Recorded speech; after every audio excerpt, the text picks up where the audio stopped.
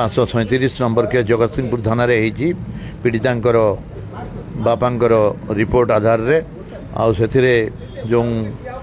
accused Ajna व्यक्ति थिले एवं राति रे से अजना व्यक्ति जो एफआईआर थिले से पुलिस तरफ 3टा टीम एसडीपीओ नेतृत्व में गठन कराई एवं से आइडेंटिफाई कराला से 2 जन को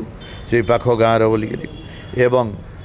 से 3टा टीम विभिन्न दिग को जाइए से गोटे टीम सक्सेस हेले एवं जड़े एक्यूट को प्रिंसिपल एक्यूट को धरिकी अणाई आकु पचरा उचरा चली 2 जन से संपृक्त थिले से आर जन को गिरफ करने एप्रिहेंड करने ताकू बाहर आमर पुलिस टीम वर्तमान पर्यंत रही सेमती किसी ना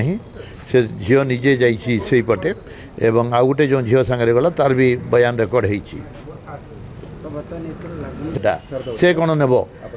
छोट छुआटे पीड़िता होती बड़ 18 वर्ष उपरे बयस आम बड़ लेडी किए नहीं गला भावुलु सेमती नहीं छोट छुआटे से 15 वर्षर झीटे सांग होकर जाऊँ